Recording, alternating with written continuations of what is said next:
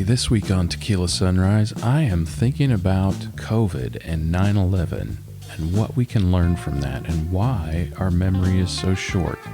It's not a downer, I swear. It's a great learning opportunity. So join me and let's talk about that. I'd really appreciate sharing some time with you and having you listen up.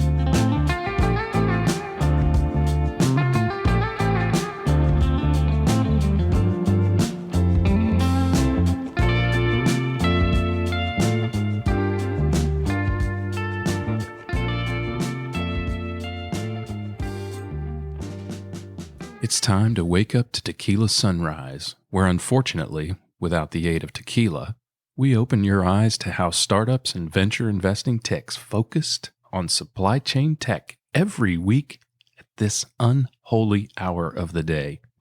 If you want a taste of how tech startup growth and investment is done, join me every Thursday for another blinding Tequila Sunrise. Greg White here from Supply Chain Now. I am always happy, never satisfied, willing to acknowledge reality, but refusing to be bound by it.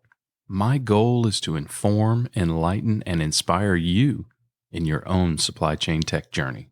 Hey, in case you're listening in the Supply Chain Now main channel, you should know you need to subscribe to Tequila Sunrise wherever you get your podcasts. We'll only be in the mainstream for a couple weeks more. Go subscribe to Tequila Sunrise today, so you don't miss a thing. Hey, this week, we're really only going to have one topic. We're not going to talk about the supply chain tech stock index. We're not going to talk about the deals of the week. We're not even going to talk about what I was originally going to talk about, which was how to get a job in supply chain tech. You know, this week on Friday is September 11th. And I didn't start out to make this episode, but it just struck me again, as it does about every year, where I was on September 11th and what I was doing. So I'm going to share a little bit of that with you and try to make it relevant to something we can learn about prevention, recovery, and resilience from 9/11, and maybe even something we can learn about tech. I can't guarantee it, though. As it turns out, 2001 was a recession year, and the dot-com bubble had just burst. And like the genius that I am, I decided I would start a company. And I was in New York working with a company called Henry Schein, consulting on their supply chain and helping to build a technology to help them improve some critical elements of their supply chain. We had just started working there in August. We're about a month into things, just getting settled in and putting some projects together to help their team become more effective, coordinating with some of their European entities to onboard them because they had just been acquired. And I was working in my office and my wife called me and said, "Hey, a plane just flew into one of the Twin Towers." And honestly, what I thought was, it happens from time to time. Some idiot in a 172 gets off course, isn't paying attention, who knows? It's just a terrible pilot and hits a building. It has happened before in New York, and that's what I thought. And I went to abcnews.com on my laptop and was talking through it with my wife, Vicky, and as we were talking about it, the second plane hit the other tower, and it was in that moment that I knew something bad was happening.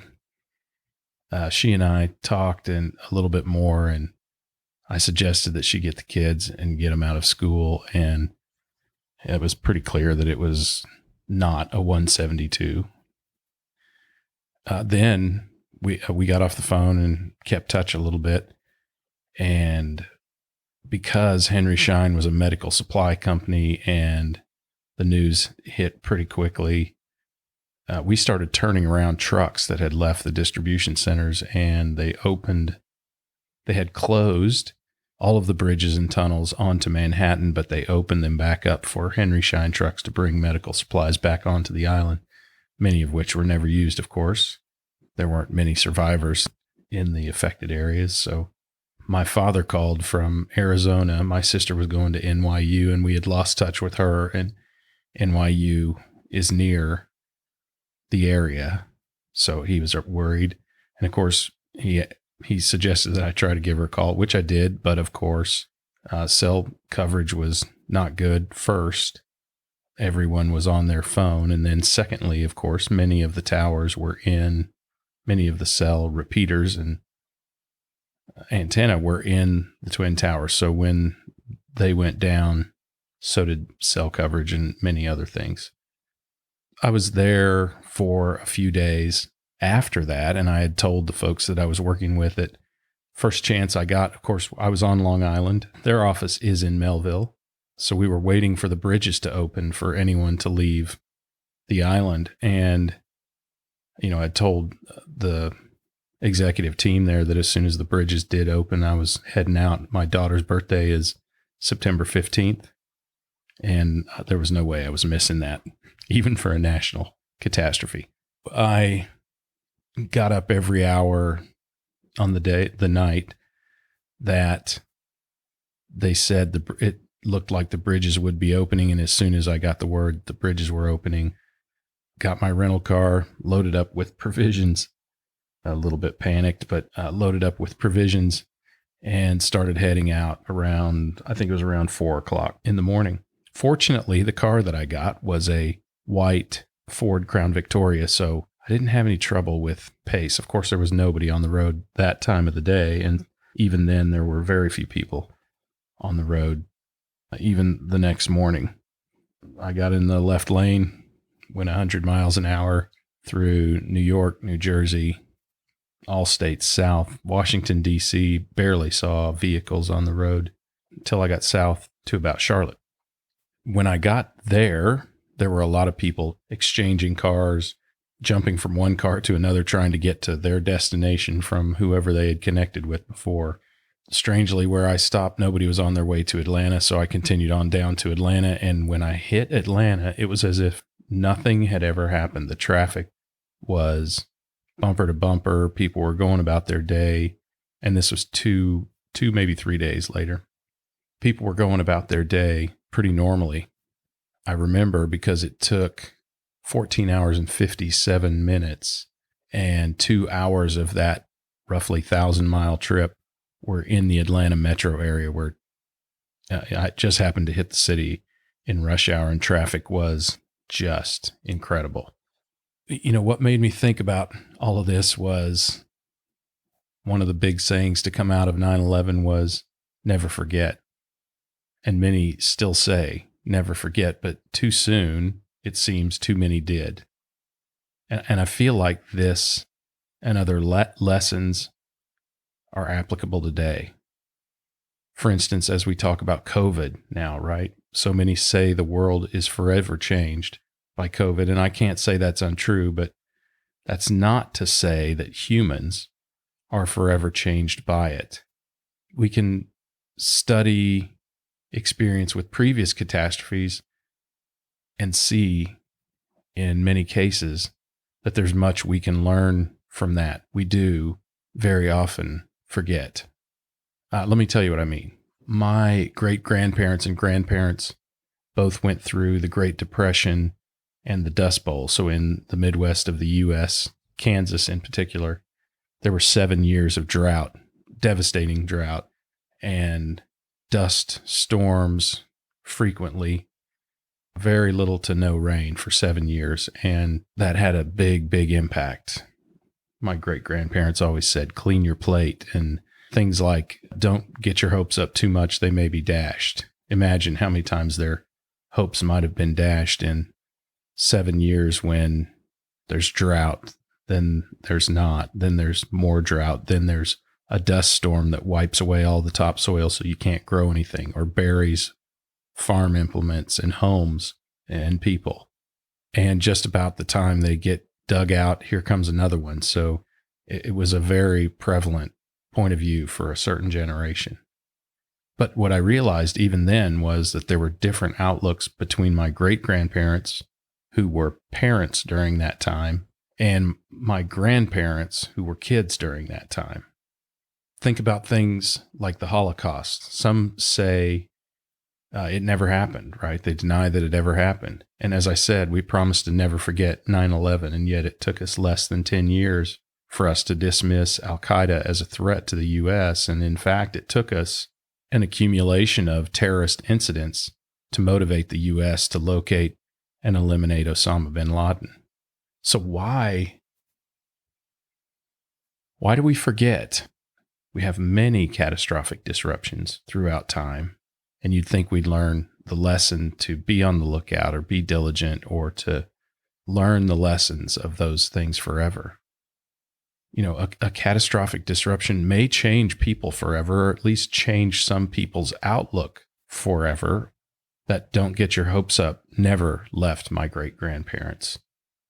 But it took 7 years of drought and famine to embed that outlook in just some of the population. So catastrophe doesn't change all people forever, and it definitely doesn't change the world forever. Why not? Well, my theory is that human memory is very short. And why is human memory short? What happens to the heightened awareness that inevitably comes after the Great Recession, after 9/11, after the 1987 stock market crash, after the Depression, after the Vietnam War, after a multitude of events have impacted much of, or maybe the entire world? Why don't we maintain memory of these catastrophic events? Consider this. I lived this with 9/11. In the living generations of any crisis, you can break it down into roughly 3 means of experiencing a catastrophic event. It's experience. For some, it's life-changing, life-altering, a personal impact and experience for some portion of the population. It's a current event for the younger generation. It's something you study. It's something your parents felt, but largely shielded you from as much as they could, and something that in your particular age range, maybe you're not able to contemplate completely. And for the youngest generation, it's history. In 9/11, 2001, I had a 10-year-old, I had a 4-year-old, and my wife was 8 months pregnant. So we had one who barely contemplated it, 10 years old, one who didn't contemplate it at all, and one who was born after the event happened. So for at least the 2 youngest, it was really that history type event. It didn't impact them in as visceral a way as it did my wife and I, or their grandparents. Those most impacted by the experience, if you think about it, have the least time left in active society, in the workplace, in media influence, and in life. And therefore, the collective memory of humankind is relatively short. Let's examine where we are today. Let's not kid ourselves. We're living in a reflection of history that many should remember right now. The 80s banking crisis and stock crash, many of the same conditions in the stock market and the economy exist. There's no way to deny that. Yet, we also don't know, is it different? Is it the same? Is it close enough? Are we in denial? What can we do, even if it is? And if we can, should we do anything? When these sorts of situations occur, we certainly can't let fear grip us. We need to, as best we can, acknowledge and try to relate to history, but that's really difficult to do, again, because of that collective short memory. And also because I think people are eternally optimistic, right? It seems we must experience things to see possibilities as real. And even then, memory fades. So we really must experience things in the moment to see them as real. We are at least eternally optimistic and maybe even subconsciously in denial that such catastrophic disruptions can occur. What do we do? Well, I believe that we must acknowledge the faded memory concept as a human shortcoming and attempt to compensate for that.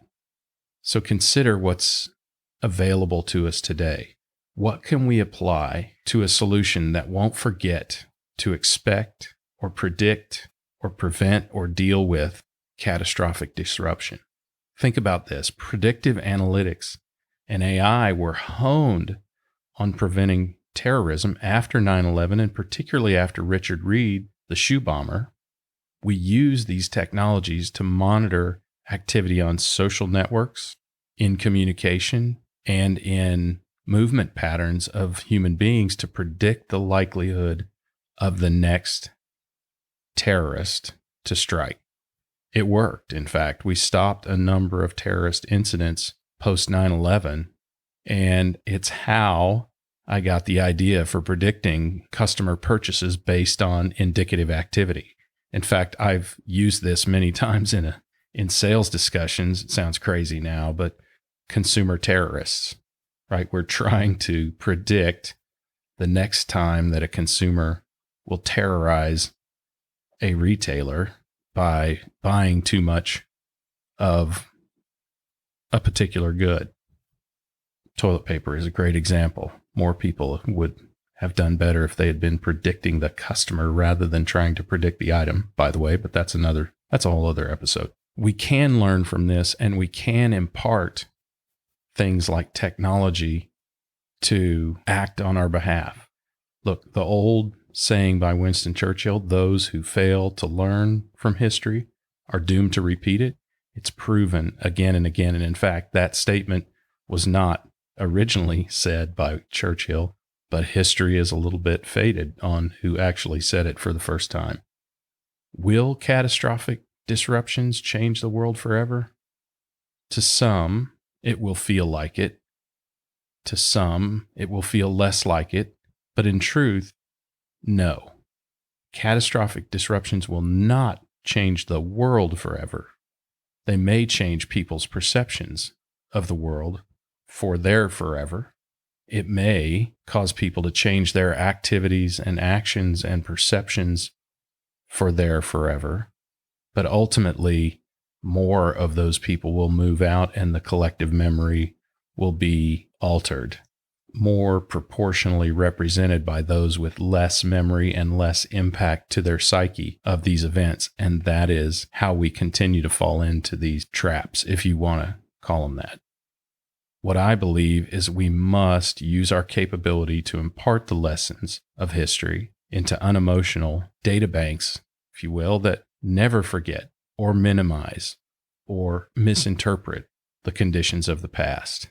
Unemotional tool sets that don't fall into denial, that don't try to rationalize, that don't have to make themselves feel better about the future by, in some cases, ignoring the realities of the past. These mechanisms can be effective alerts to awaken us to potential danger, to enlighten us to potential solutions, and to enable us to recover and boost resilience for the future. I'm hopeful that this is helpful for folks there, but the truth is we need to identify how we can be more predictive, more preventive, more responsive, more resilient in these kind of situations. And I believe it's virtually impossible for us as human beings to do that. We need some technology to help us do that and overcome these kind of situations that challenge us periodically. We keep talking about, especially in supply chain, that these disruptions are going to continue to come. We should use those opportunities to continue to learn and to continue to create a knowledge base that can continue to get better at predicting or preventing or at least responding and recovering to these things. So, I always encourage you to acknowledge reality but never be bound by it. And I implore you, on September 11th at least, to never forget. Thank you. All right, that's all you need to know about supply chain tech for this week. Don't forget to get to supplychainnowradio.com for more Supply Chain Now series, interviews, and events. And now we have 2 live streams per week. The most popular live show in supply chain, Supply Chain Buzz, every Monday at noon Eastern Time with Scott Luton, the master, and me. Plus, our Thursday live stream, to be named later, where we bring you whatever the hell we want. Like a few weeks ago when we interviewed our producer Clay, the dog, Phillips. Thanks for spending your valuable time with me, and remember, acknowledge reality, but never be bound by it.